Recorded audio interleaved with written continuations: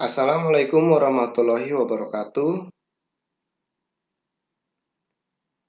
Yang terhormat dosen manajemen operasi, yang saya cintai dan saya sayangi teman-teman kelas 06 SMJM 002. Pada kesempatan kali ini, perkenankanlah kelompok 1 yang beranggotakan saya sendiri, Salsa Adi Suryo, dan rekan saya Dan saya Adis Berliani Amdad. yang akan menyampaikan materi mengenai operasi dan produktivitas. Langsung saja masuk ke materi.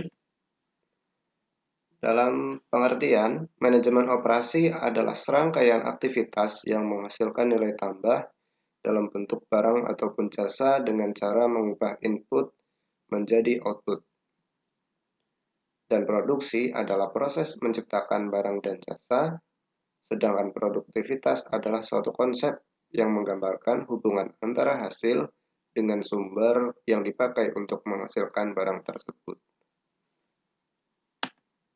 Selanjutnya, terdapat unsur-unsur produktivitas, yaitu ada 3 macam. Yang pertama efisiensi, yang kedua efektivitas, yang ketiga kualitas. Efisiensi ini adalah suatu ukuran dalam membandingkan penggunaan masukan atau yang biasa disebut input yang direncanakan dengan menggunakan masukan yang sebenarnya terlaksana. Efisiensi berorientasi kepada masukan. Dan selanjutnya efektivitas. Efektivitas ini adalah suatu ukuran yang menggambarkan seberapa jauh target yang dapat dicapai baik secara kuantitas maupun waktu. Makin besar persentase target yang tercapai, makin tinggi efektivitasnya. Dan kualitas adalah suatu ukuran yang menyatakan seberapa jauh pemenuhan persyaratan, spesifikasi, dan harapan konsumen. Selanjutnya ada konsep produktivitas. Konsep produktivitas adalah suatu perbandingan antara keluaran atau output dan masukan per satuan waktu. Produktivitas dapat dikatakan meningkat apabila pertama, produktivitas naik apabila input turun ataupun output tetap. Yang kedua, produktivitas naik apabila input turun dan output naik. Yang ketiga, produktivitas naik apabila input tetap, output naik. Yang keempat, produktivitas naik apabila input naik dan output naik, tetapi jumlah kenaikan output lebih besar daripada kenaikan input. Yang kelima, produktivitas naik apabila input turun dan output turun, tetapi jumlah penurunan input lebih kecil daripada turunnya output. Selanjutnya, terdapat juga faktor-faktor pengukuran produktivitas kerja. Yang pertama, ada kuantitas kerja, yakni suatu hasil yang dicapai oleh karyawan dalam jumlah tertentu dengan perbandingan standar atau ditetapkan oleh perusahaan. Yang kedua, kualitas kerja adalah suatu standar hasil yang berkaitan dengan mutu dari suatu produk yang dihasilkan oleh karyawan. Yang ketiga, ketetapan waktu. Ketetapan waktu merupakan tingkat suatu aktivitas yang diselesaikan pada awal waktu yang ditentukan, dilihat dari sudut koordinasi dengan hasil, output, serta memaksimalkan waktu yang tersedia untuk aktivitas lain. Nah, untuk selanjutnya terdapat rumus dalam produktivitas. Untuk rumusnya sendiri ini, produktivitas yaitu efektivitas menghasilkan output dibagi dengan efisiensi menggunakan output, yang mana produktivitas ini dilambangkan dengan lambang P dan output dilambangkan dengan huruf O dan input dilambangkan dengan huruf I.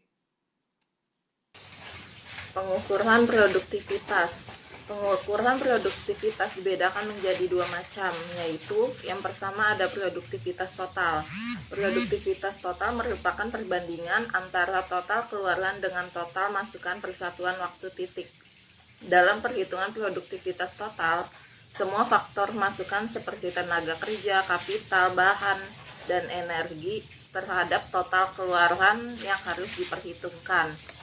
Yang kedua, ada produktivitas parsial, merupakan perbandingan dari keluaran dengan satu jenis masukan atau input per satuan waktu, seperti upah tenaga kerja, kapital, bahan, energi, bahan kerja, dan lain-lain. Selanjutnya ada contoh perhitungan produktivitas. Soalnya sebuah perusahaan mampu menghasilkan 1000 unit pensil dan jam kerja yang menggunakan untuk memproduksi pensil tersebut adalah 150 jam. Berapa besar produktivitas perusahaan tersebut?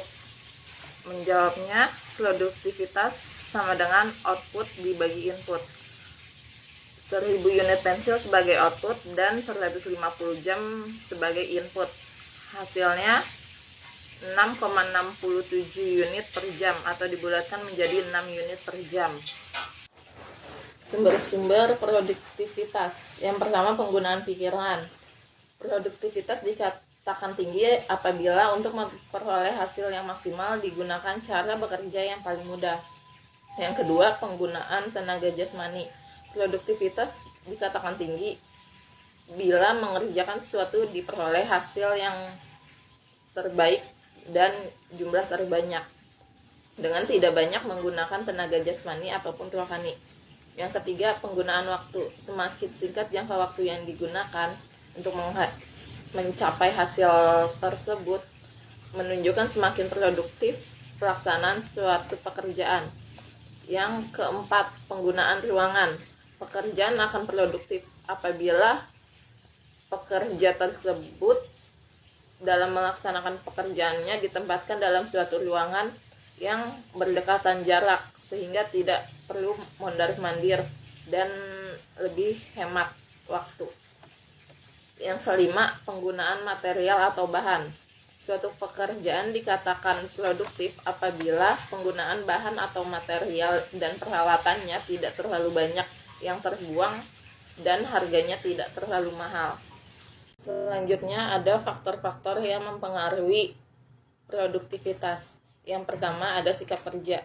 Sikap kerja merupakan kesediaan untuk bekerja bergiliran, dapat menerima tambahan tugas, serta dapat bekerja dalam suatu tim. Yang kedua ada tingkat keterampilan. Tingkat keterampilan ditentukan dalam pendidikan formal dan informal, dan adanya pelatihan dalam manajemen tersebut. Yang ketiga, ada hubungan antara tenaga kerja dan pimpinan organisasi.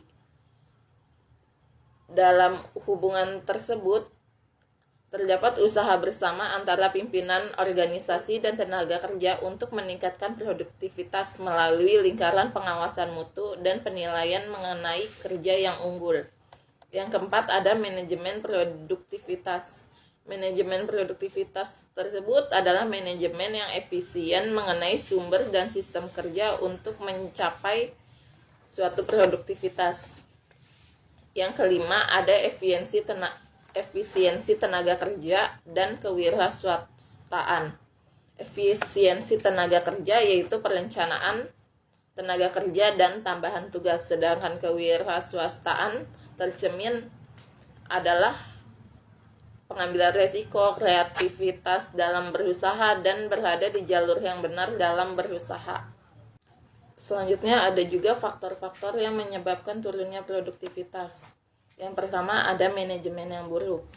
Manajemen yang tidak efektif menurunkan produktivitas perusahaan dari segala arah.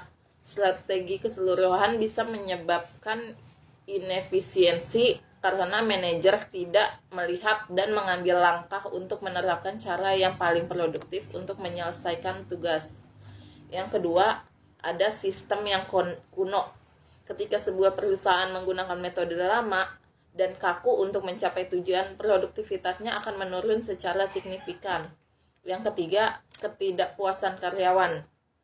Karyawan yang tidak puas terhadap perusahaannya umumnya tidak akan produktif, sementara karyawan yang senang dan dengan pekerjaan mereka lebih bersemangat untuk menghasilkan suatu produktivitas.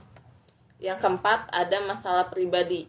Karyawan yang mengalami masalah pribadi cenderung kurang produktif dibanding mereka yang tidak mengalami masalah serupa. Misalnya, stres atau kondisi kesehatan yang buruk tentu membuat karyawan tak bisa berkonsentrasi atau berkontribusi maksimal terhadap pekerjaannya. Selanjutnya, manfaat dari pengukuran produktivitas. Yang pertama, umpan balik pelaksanaan kerja untuk memperbaiki produktivitas kerja karyawan. Yang kedua, evaluasi produktivitas kerja digunakan untuk penyelesaian, misalnya pemberian bonus dan bentuk kompensasi lainnya. Yang ketiga, untuk keputusan-keputusan penetapan, misalnya promosi, transfer, dan demosi. Yang keempat, untuk kebutuhan latihan dan pengembangan. Yang kelima, untuk perencanaan dan pengembangan karir. Yang keenam, untuk mengetahui penyimpangan-penyimpangan proses staffing. Yang ketujuh, untuk mengetahui ketidakakuratan informal. Yang kedelapan, untuk memberikan kesempatan kerja yang adil. Baiklah, sekian presentasi dari kelompok kami. Kurang lebihnya mohon maaf. Wassalamualaikum warahmatullahi wabarakatuh.